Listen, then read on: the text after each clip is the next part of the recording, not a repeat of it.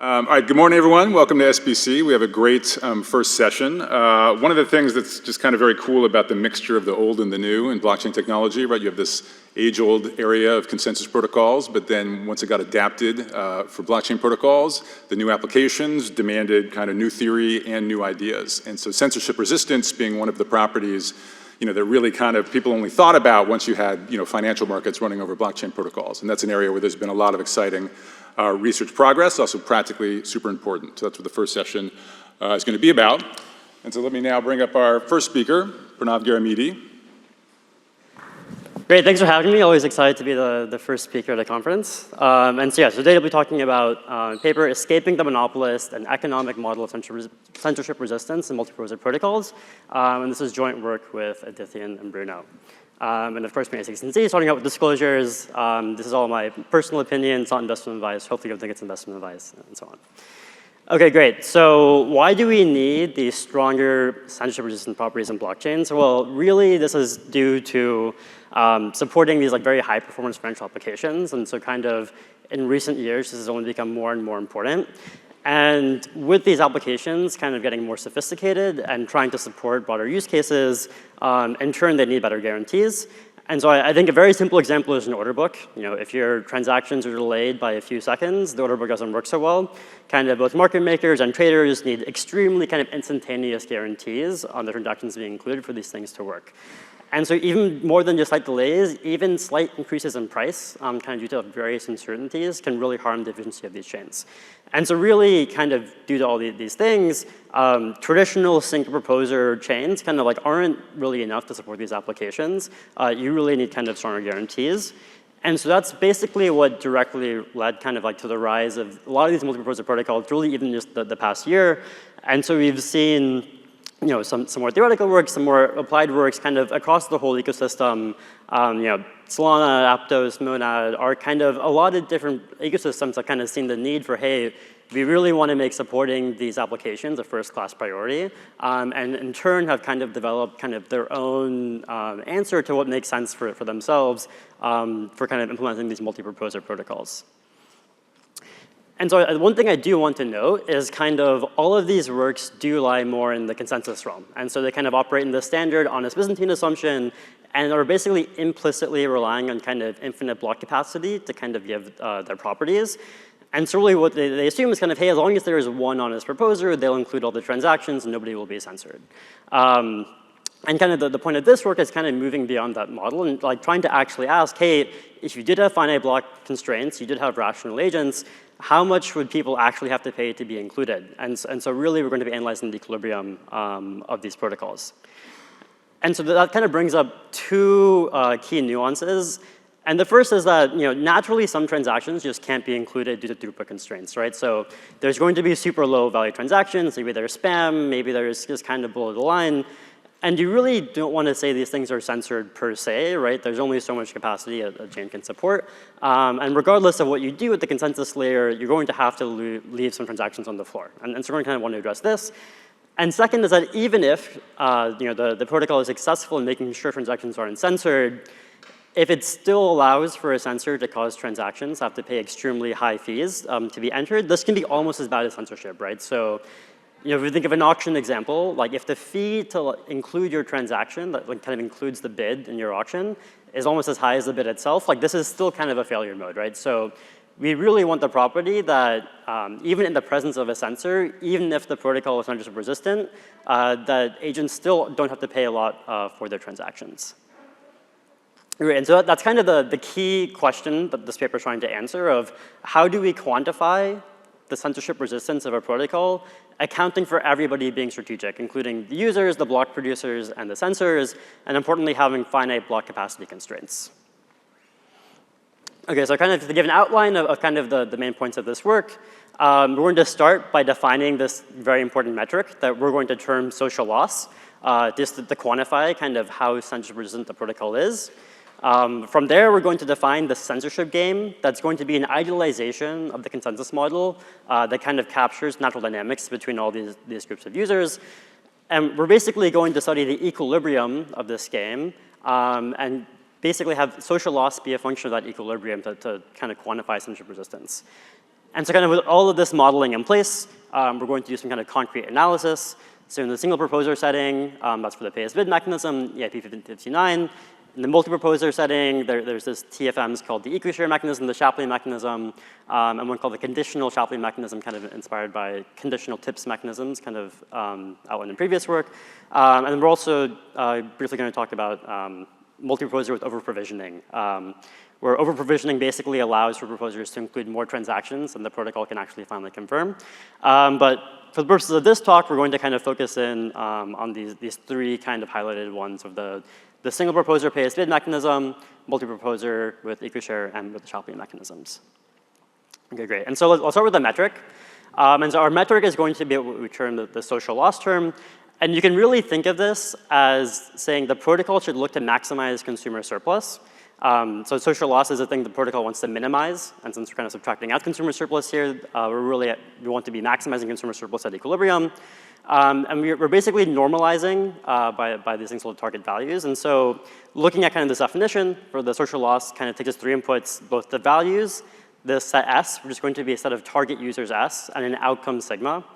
And so you should think of S as saying, hey, like the protocol is really optimized for some subset of users, right? So this is kind of how we address the fact that we can't provide censorship guarantees to every transaction. Some will have to be left out.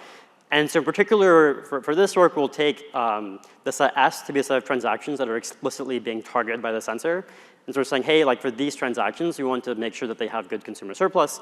And kind of this sigma will correspond to the equilibrium kind of allocation and payments kind of at the end of the game, right? So we're kind of saying, yeah, like given the set S the censor is targeting, let sigma kind of be the outcome of the game in that setting. And then we really want to kind of maximize consumer surplus to minimize this metric. And the reason kind of we normalize by the set of target values, this is more of a technicality. You don't necessarily need this as part of the metric. But really, we kind of want to make the point that regardless of how high the values of the users are, making sure the payments are low regardless is quite important. Right, so whether or not the values are 10 or 100 or 1,000 for like getting a trade-in, if a censor can cause kind of the cost of getting that trade-in to go from like 1 to 3 or 1 to 5, regardless of how high the values are, kind of that increase in cost is actually the more important thing. And so this is the overall metric. And I think one helpful way to reinterpret this metric is as a decomposition into two terms, which we call the censorship premium and the intrinsic inefficiency. And so here in the censorship premium definition, this kind of minus C is the allocation and payments corresponding to a setting in the absence of a censor, right? So kind of in the normal game where there's no censor, what is the consumer surplus of kind of these target users? Where the normal X and P are kind of with the censor there, right? So what is kind of the different, what is kind of the new consumer surplus with the censor in place? And so the censorship premium is kind of precisely capturing what is the harm to consumer surplus that the addition of the censor does in the mechanism. And then separately, the intrinsic inefficiency is kind of what is the harm to consumer surplus, kind of just purely from throughput constraints, right? So in the absence of a censor, kind of how much consumer surplus is there already. And kind of, one way that you could have made this metric is kind of just have the censorship premium by itself and kind of ignore the intrinsic inefficiency. And the reason we have that there is really to kind of address kind of somewhat contrived mechanisms that still get very good censorship resistance. So for example, if I could give you the trivial mechanism that never includes any transactions and charges everybody 0, right? So it's always going to produce empty blocks. So that mechanism actually has an extremely good censorship premium, right? Either with or without a censor, all users get 0 utility. And so from a censorship perspective, this mechanism is great, but it is obviously like quite bad, right? Of like nobody's ever getting included. You're always throwing away kind of the full value of your every single block. And so for the trivial mechanism, its intrinsic inefficiency is kind of maximized. And so this is kind of a helpful way that kind of in the, when we analyze the mechanisms, we'll kind of analyze these two things separately and can kind of see some of the dynamics that come from that. Great, so that's our metric. So now let's move on to the model. And so there's basically 3 groups of agents here. The first one is going to be just the users. And so importantly, for the purposes of this paper and this work, everything is full information. So all of the users are known, their values are known, the censor sees them, the block producers see them, they all see each other's values. So we're gonna assume public values. And then our users will be making bids for transaction inclusion, and we're going to assume kind of standard quasi-linear utilities, right? So if they get included, their utility is simply their value minus how much they have to pay to get included, and if they don't get included, their value is 0 otherwise. For the censor, we're going to say assume what we call a single-minded censor. And so we're going to say the censor is specifically targeting the set of the top beta value transactions, right? And so here, everything is full information. Again, the censor sees all the users and their values. And the censor really only has value if every transaction they're targeting ends up being censored. And so a natural interpretation of this is in an auction example, the censor only has value if they censor all of the competing bids, right? If they let even one competing bid through, then censoring wasn't so useful for them. Right, and so we'll say the censor basically is allowed to both fabricate their own transactions and bids, and kind of most importantly, kind of propose the censor tip gamma. And the censor tip will basically say, hey, if a block producer kind of, based on this function, based on what a block producer produces, like this block B, they correspondingly get paid out, right? So a censor can kind of explicitly say, hey, if you exclude these transactions or build any block in this family of transactions to include that doesn't include these targets, I will pay you this amount. And so the censor's utility then is simply if they're successful in excluding the target transactions, they get this value W. And then they have to kind of pay out these gamma tips to all the batch producers. Okay, so now the batch producers or kind of block producers equivalently, we'll say kind of each of these people is going to propose at most K transactions. And so in the no over-provisioning case, this corresponds to a total throughput of what we're going to say is tau, as is K times M. And these guys basically, their utility is simply kind of the fees they collect from the blocks they produce, plus any additional censor tips they may collect by kind of following the censor's wishes. And this pi term is a bit more complicated, which we'll get to in a second. And so, okay, so that was all the players. And so now you have to find the actual kind of TFM that the protocol is running, which kind of dictates both how much users have to pay and what fees the batch producers collect. And so this is going to be given by 3 things. And so this kind of calligraphic B kind of corresponds to the vector of each of the blocks that each of the batch producers produce. And so our allocation will say, hey, okay, this is everything every individual batch producer produced. And now here's the final set of included transactions. For the purposes of this talk, every mechanism we're going to talk about is a very simple allocation rule. It's simply the union of all of those transactions. So any transaction included by any of the BPs ends up being included. So that's the allocation rule. The payment rule basically specifies accordingly how much do users have to pay based on their bids and whether or not they were included. And then the distribution rule says basically, again, corresponding to all of these things, how much does each BP actually get paid, right? And so this distribution rule is going to be the thing we vary the most in this talk. Actually, the payment rule is also going to be very simple for all the mechanisms we discussed today of simply just being, if a user is included, they pay their bid. But this distribution rule is going to drive a lot of the interesting dynamics. Okay, great. And so now what's the full game? So it's going to be a 3-stage game. The first stage is users simultaneously bid. Then the censor can see all of those bids, and then they basically fabricate any additional bids they want to make, and they announce their tipping function. And then, again, this is all public. Everybody sees kind of all the bids. Everything is full information. And so now the BPs basically observe all of the bids, kind of assuming all the transactions get broadcast to all of the BPs. They observe the censor tip and kind of correspondingly simultaneously decide what individual transactions they want to include for themselves. And if you're curious, the equilibrium notion we're going to study is a subgame perfect for natural equilibrium. That's not so important for this talk. Okay, so now let's get into some examples. And so let's start with what you can think of as our canonical benchmark for the single proposer case, right? And so we use this as a benchmark because you kind of want to say that the multi-proposer mechanisms are improving on this to some extent. And so the single proposer mechanism is kind of the simplest thing you can imagine. There is one proposer, they have this capacity tau. The mechanism basically just kind of confirms the tau highest bids. Every confirmed transaction pays its bid, and the entire revenue from all those transactions goes to that one proposer, right? And so this is a standard first price auction-y type thing. We're going to call it winners pay bid in this talk, but nothing too crazy happening here. And so when you look at the social loss of this mechanism, there's basically 3 regimes.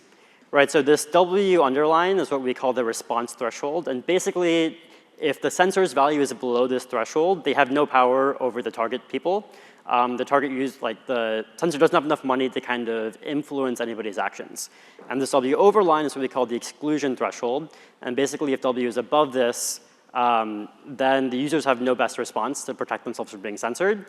And you can kind of see this in that when W is below W underlined, there's kind of this constant social loss of beta times v tau plus 1, which is basically just the payments they have to make at equilibrium. And then in this middle region, the social loss is scaling linearly, as you might expect, kind of in the censor's value W. And then finally, when the censor has high enough value, everybody is successfully censored, and your social loss is kind of maximized.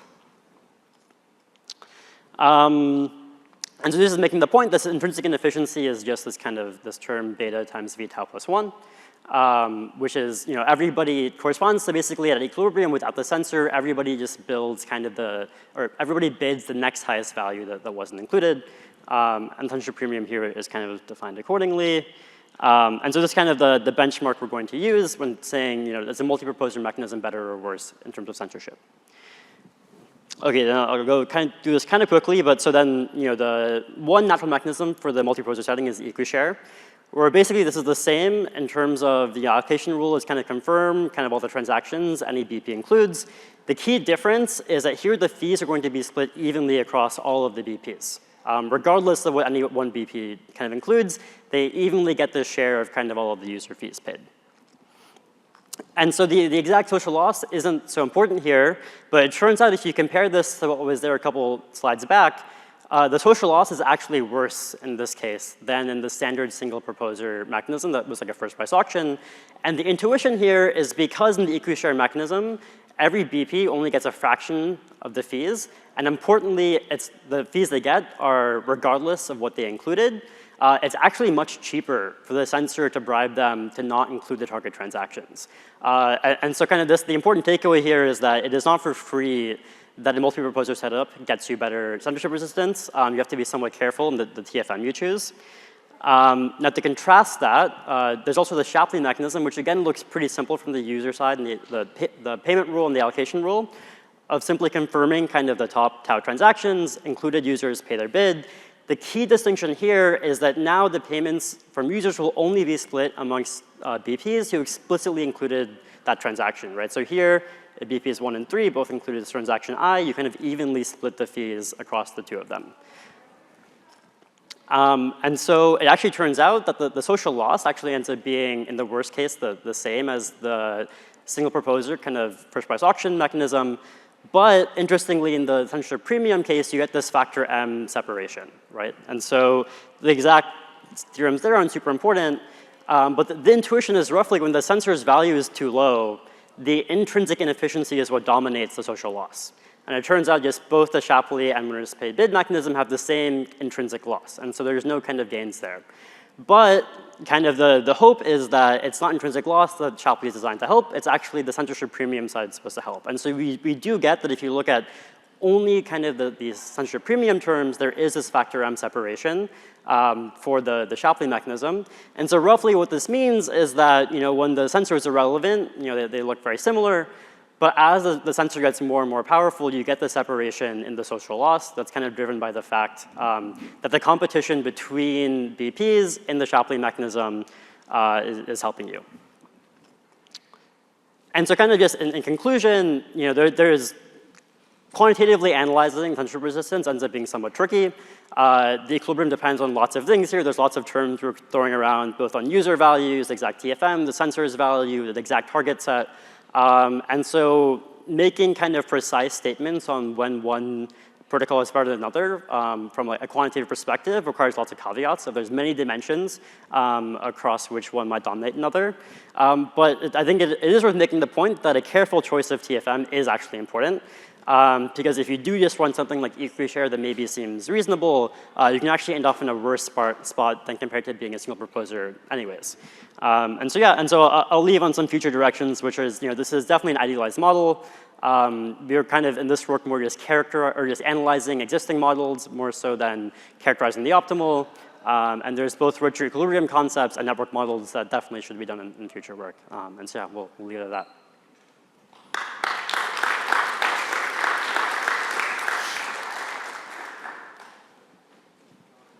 All right, so we have time for some questions, and if you have questions, please come to the mics that are in the aisle.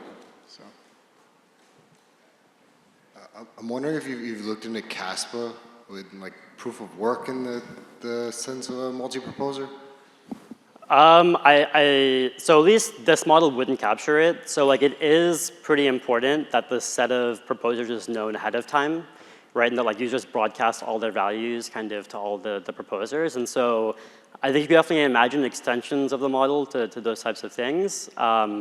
But at least the way we define the equilibrium and a lot of the machinery would need like a fairly substantial rework to account for proof of work setting.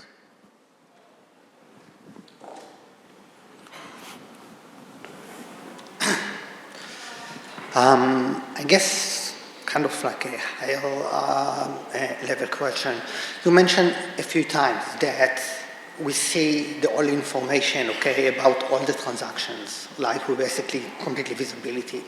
So my question is whether we can compromise on some metadata, okay, that will be enough, okay, for this algorithm.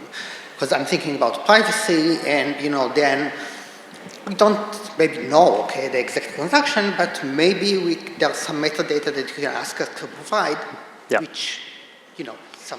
Yeah, so the full information setting was actually much more of a technical constraint than actually like implying the results. So I'm actually like quite confident, even with things being private, you would still get very similar censorship resistance guarantees.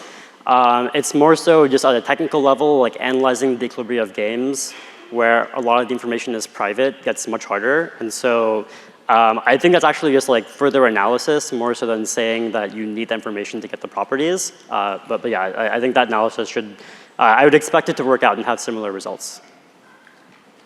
All right, so maybe one more question while our next speaker starts setting up. So you separated the censors from the actual block proposers.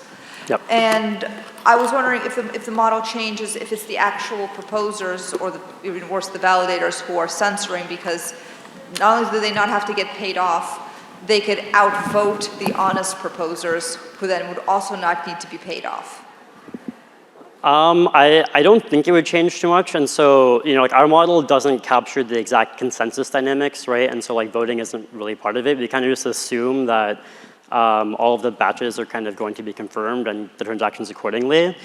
And so at least I don't think it should change too much, but maybe it's worth chatting offline a bit. Thank you. Yeah, thanks.